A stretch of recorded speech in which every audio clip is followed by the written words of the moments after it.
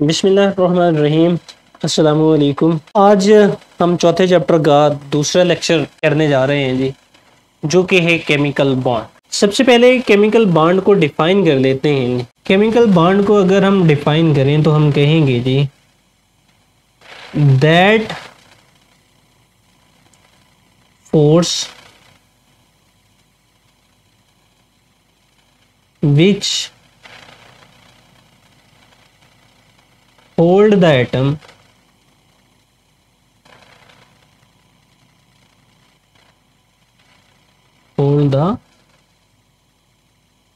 atom together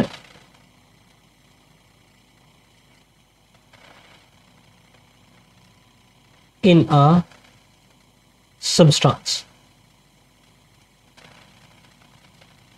यानी ऐसी force जो एटम्स को एक सब्सटेंस की फॉर्म में जोड़े रखती है, ऐसी फोर्स को हम केमिकल बॉन्ड कहते हैं। ऐसी फोर्स जो एटम्स को सब्सटेंस की सूरत में जोड़े रखती है, ऐसी फोर्स को हम केमिकल बॉन्ड कहते हैं। अब इससे पहले लेक्चर के अंदर हम इस पर बात कर चुके हैं जी कि एटम केमिकल बॉन्ड क्यों बनाते हैं। हमने ये कहा था जी कि एटम जो केमिकल बॉन्ड बनाते हैं वो स्टेबिलिटी के लिए बनाते हैं, और स्टेबिलिटी का म्यार हमने ये कहा था जी कि वो स्टेबिलिटी का म्यार है जी कि नोबल गैसेस जैसी इलेक्ट्रॉनिक कॉन्फ़िगरेशन हासिल कर लेना। नोबल गैस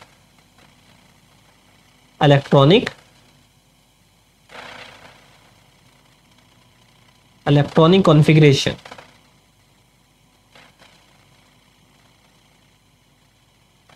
कि नोबल गैसेस जैसी इलेक्ट्रॉनिक कॉन्फ़िगरेशन हासिल कर लेना।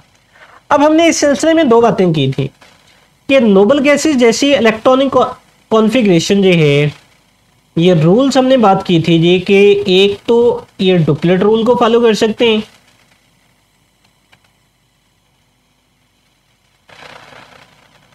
डुप्लेट रूल को फॉलो कर सकते हैं, या ये ऑक्टेट रूल को जो है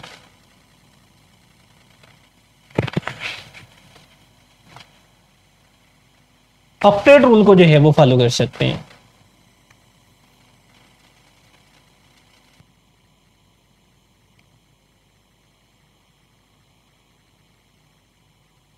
अब डुप्लेट रूल हमने ये कहा था जी कि वैलेंस शेल के अंदर 2 इलेक्ट्रॉन्स को पूरे करना, और ऑक्टेट रूल था जी वैलेंस इलेक्ट्रॉन के अंदर 8 इलेक्ट्रॉन को पूरे करना। और हमने ये भी कहा था जो डुप्लेट रूल के जरिए है, ये हमारे पास 2 एलिमेंट है जी, हाइड्रोजन और हीलियम। बल्कि अगर हम यही कहें जी कि एक ही एटम है जी, दूसरी तो हमारे पास हीलियम जो है वो नोबल गैस है। सो हाइड्रोजन जो है वो डुप्लेट रूल को फॉलो करता है, और बाकी एलिमेंट जो हैं ये ऑक्टेट रूल को फॉलो करते हुए अपना बैलेंस शेल जो है वो कंप्लीट करते हैं। अब हमने इसके अलावा 3 पॉइंट्स कहे थे। हमने ये कहा था जी कि बाय लॉस के इलेक्ट्रॉन को खारिज करने की वजह से, इलेक्ट्रॉन को हासिल करने की वजह से, या इलेक्ट्रॉन को गेन करने की वजह से। अब इलेक्ट्रॉन को अगर खारिज या हासिल करते हैं तो इसका क्या मतलब होगा जी कि वो हमारे पास आयंस बन जाएंगे। यानी अगर इलेक्ट्रॉन को खारिज करता है तो वो पॉजिटिव आयन बन जाएगा, और अगर इलेक्ट्रॉन वो हासिल करता है तो वो नेगेटिव आयन बन जाएगा। अब ये जो आयन्स आपस में जुड़ते हैं जी, ये आयन्स जो हैं ये इलेक्ट्रोस्टैटिक फोर्स ऑफ अट्रैक्शन की वजह से आपस में जुड़ते हैं। इलेक्ट्रोस्टैटिक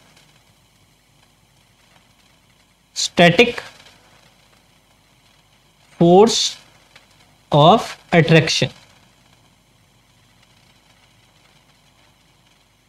ये इनकी वजह से जो है वो आपस में जुड़ते हैं। लेकिन अगर हमारे पास एटम्स के दरमियान में इलेक्ट्रॉन नेगेटिविटी का डिफरेंस बहुत कम हो, या हम ये कहें कि हमारे पास सेम एटम हो जी, सेम एटम हो, या इनके दरमियान में इलेक्ट्रॉन नेगेटिविटी का डिफरेंस जो है वो कम हो, लो electro negativity difference.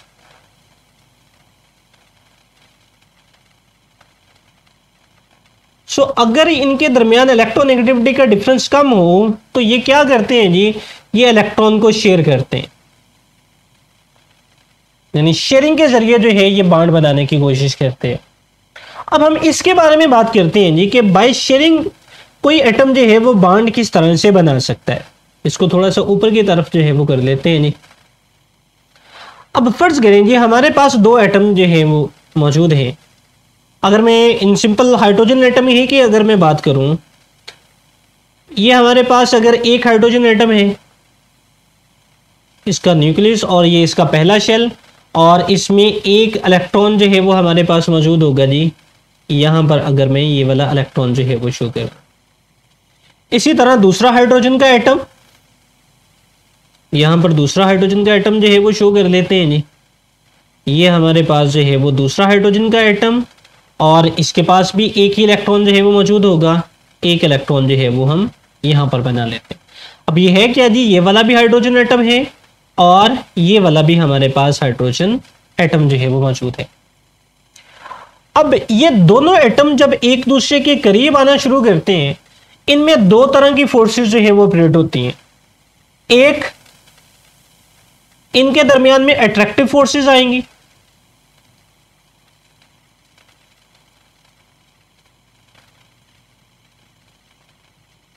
Attractive force इनके दरमियान में ऑपरेट होगी नहीं,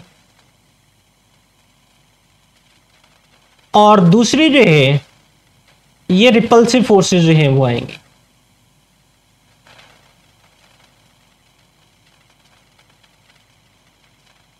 यानी ये दोनों एटम जो हैं वो बैक वक्त एक दूसरे को अट्रैक्ट भी कर रहे होंगे और एक दूसरे को रिपेल भी कर रहे होंगे। अब अट्रैक्शन किसमें होगी जी? अट्रैक्शन होगी जी एटम्स के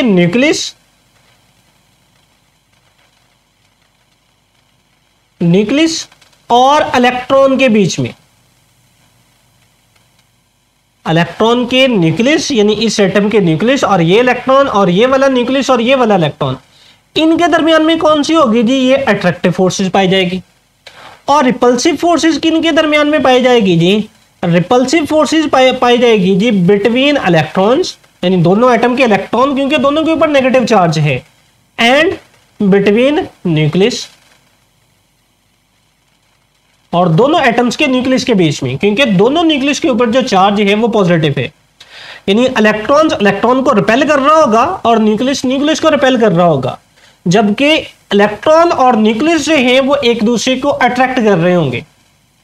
अब जैसे जैसे ये दोनों एटम जो है वो एक दूसरे के करीब आते जाएंगे, फर्ज करें ये वाले एटम जो है वो अब एक दूसरे के मजीद जो है वो करीब आ गए।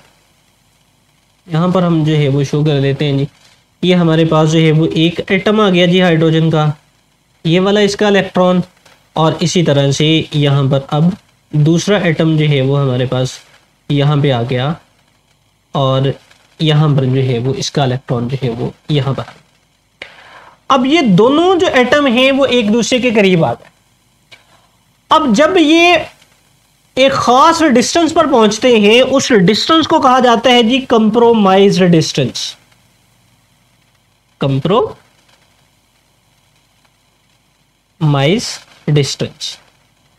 जब ये दोनों एटम जो है वो कंप्रोमाइज्ड डिस्टेंस पे ऊपर पहुंचते हैं, इस वक्त इनके दरमियान में जो अट्रैक्टिव फोर्सेस हैं या रिपल्सिव फोर्सेस है, एफ से मैं अट्रैक्टिव फोर्सेस को शो कर रहा हूं जी, और आर से रिपल्सिव, और एफ से जो है वो फोर्सेस को जो है वो शो किया जा रहा है। सॉरी, यहां पर पी लिखो गया जी, हम इसको यहां पर एफ कर देते हैं, रिपल्सिव फोर्सेस। अब ये वाली कंप्रोमाइज डिस्टेंस के ऊपर ये दोनों फोर्सेस जो हैं ये मैक्सिमम होती हैं, यानी जितना दो एटम एक दूसरे को रिपेल कर सकते हैं उतना रिपेल करते हैं, और जितने दो एटम एक दूसरे को अट्रैक्ट कर सकते हैं उतना ये अट्रैक्ट करते हैं। अब अगर तो यहां पर अट्रैक्टिव फोर्सेस जो हैं वो डोमिनेंट हो जाए, यानी ज्यादा हो जाए as compare to the repulsive forces, then क्या होगा जी? देन बॉन्ड बन जाएगा, यानी बॉन्ड फॉर्म। अगर अट्रैक्टिव फोर्सेस जो हैं वो गालिब आ जाए रिपल्सिव फोर्सेस के ऊपर तो बॉन्ड बन जाएगा। लेकिन अगर रिपल्सिव फोर्सेस जो है वो ज्यादा हो जाए, सॉरी यहाँ पर अगेन हमने एफ जो है वो नहीं लिखा, यहाँ पर लिख लेते हैं जी अगेन।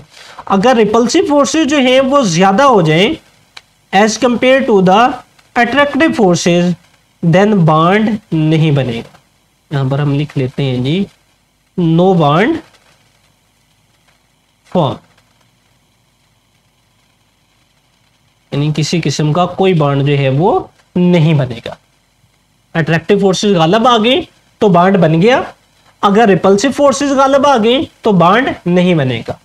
अब हाइड्रोजन एटम्स के बीच में जो अट्रैक्टिव फोर्सेस हैं वो डोमिनेंट हो जाती हैं, और डोमिनेंट होने की वजह से इनके दरमियान में बॉन्ड जो है वो बन जाता है। इस बॉन्ड को हम शो कर लेते हैं जी, ये यहाँ पर इसका इलेक्ट्रॉन जो है वो यहाँ पर मौजूद है जी।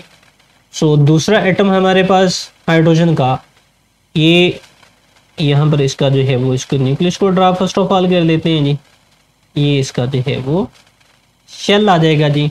सो ये इनके दरमियान में बॉन्ड की फॉर्मेशन हो गई, क्यों? क्योंकि इन्हें अट्रैक्टिव फोर्सेस जो है वो गालिब आ चुकी हैं। सो इस तरीके के साथ इनमें ये बॉन्ड जो है वो बन जाता है। अब ये वाला जो इलेक्ट्रॉन पेयर मौजूद है, ये वाला जो हमारे पास दो एटम्स के बॉन्ड के जरिए आपस में मौजूद में आया, इस वाले को हम बॉन्ड पेयर बोलते हैं। ये वाला हमारे पास क्या है जी? बॉन्ड पेयर, या इसको मैं लिख दूं जी, इसको बॉन्डिंग इलेक्ट्रॉन जो है वो लिख देते हैं। ये हमारे पास क्या है जी? Bonding electrons. बॉन्डिंग इलेक्ट्रॉन्स क्या है जी? जो बॉन्डिंग में हिस्सा लेते हैं।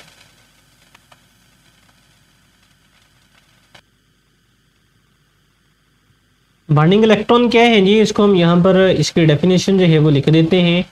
The bonding electron, the valence electrons, the valence electrons which involve in bonding, यानी ऐसे इलेक्ट्रॉन जो बॉन्डिंग के अंदर पार्टिसिपेट करते हैं, जो बॉन्डिंग में हिस्सा लेते हैं, ऐसे इलेक्ट्रॉन्स को हम क्या बोलेंगे जी? हम बॉन्डिंग इलेक्ट्रॉन जो है वो बोलेंगे, या इनको दूसरा में लफ्ज मैंने बोला था, या इनको बॉन्ड पेयर के नाम से जो है वो जाना जाता है।